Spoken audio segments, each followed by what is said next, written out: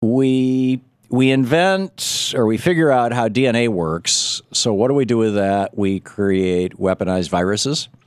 We figure out how the atom can be split, and what do we do with that? We make atomic bombs. We figure out, Thomas Edison invents movies, and so what do? Hey, let's make some porn. So we have 3D printers, and Cody Wilson says, let's make a gun. Cody Wilson is the official spokesperson for the Defense Distributed, a manufacturer of 3D guns. He's a law student and self-proclaimed crypto-anarchist and free market anarchist. His website, defdist.org,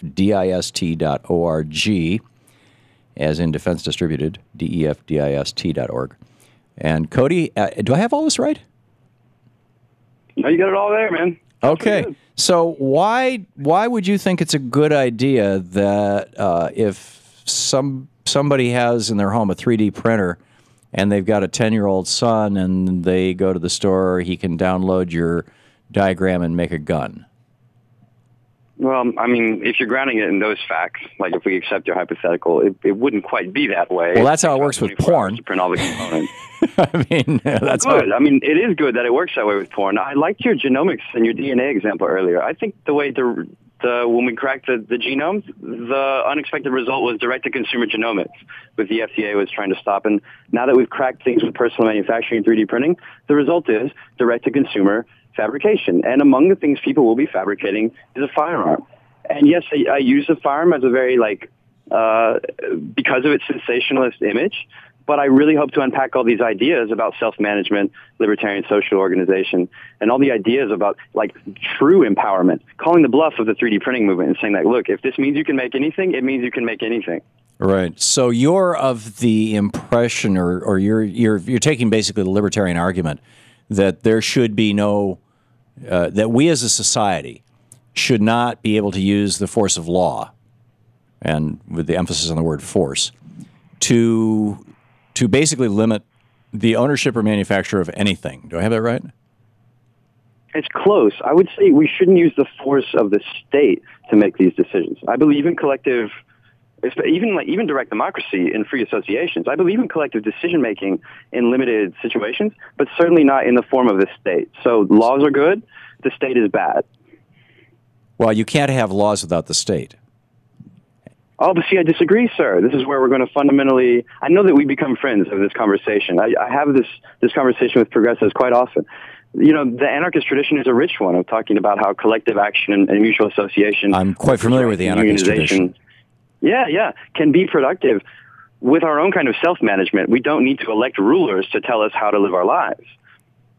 Well, with regard to the Supreme Court, I would not disagree with you on that. With regard to representative democracy, however, I would. I think the Supreme Court has taken a power onto themselves that the Constitution does not give them, which is the power to strike down laws made by we the people.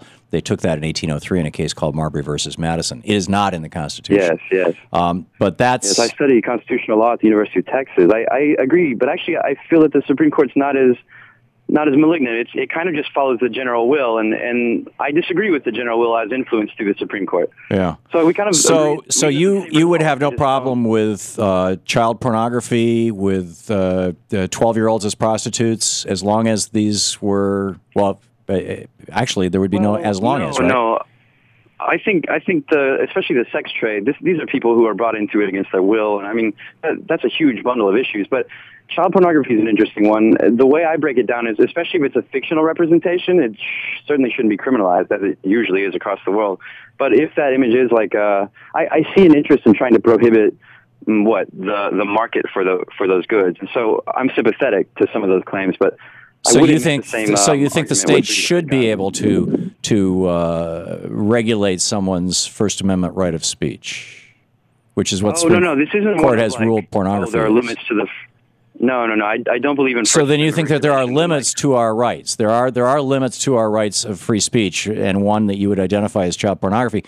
That being the case, why should there not be a limit to our right to own or manufacture a gun? it happens this way, right? So there shouldn't be wholesale proscriptive social prohibitions. There should be limited interventions by courts and juries, because that's what it means to be serious about rights. That's how we limit someone's First Amendment, Fourth Amendment, and Fifth Amendment rights. We demonstrate them to be an articulable threat and imminent harm. We bring them before an Article 3 judge and say, look, he's abusing something or about to be. He's quite a threat. So you're suggesting that every community should basically set its own laws? Of course. I mean, this is how the world works. Then why have the United States of America? Why not go back to the Confederate States of America? Why not just throw out the Constitution, go back to basically what was a free trade agreement, the old Articles of Confederation, and allow each state to be a sovereign entity? And then for that matter, what happens when a city disagrees with the state? Well, we're going to see more of that, especially as these cities declare bankruptcy. But what I think we can't have this. It's not good faith to argue about this. Oh, let's return back to the CFA. I mean, that's never going to happen. But we are going to see increasingly fractious and contentious relationships with states and federal power. You know, why should a senator from New Jersey tell a person in Texas what he can do with his own property? This is going to keep coming back up. And in fact, Well, it depends on what his property is, doesn't it? It depends on what his property is.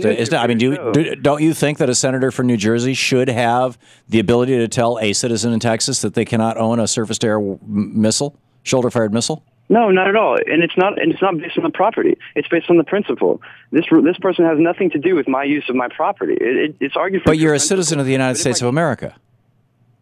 No, see, I don't believe in this collective fiction, this kind of like social contract where, oh, well, I was born into this system, therefore I owe myself to it. No, these are all so you don't believe in national citizenship? Well, I believe that it is a constructive fiction that is operational. It works. I would go to prison if I violated its premises, but I don't believe it's based on any metaphysical truth. And I think we can agree to that.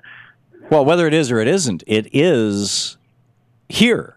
Yeah, it's the way things and are, so kind of argument. You basically have a choice between it's here and I'm going to work within these boundaries and limits, or B, I'm going to ignore them and risk prison, or C, I'm going to fight them either, and then that falls into two subcategories, within the system or outside of the system, and then outside of the system falls into the categories of violent and nonviolent. I mean, you understand the paradigm here. Yeah. Where in that continuum are you dropping yourself, Cody?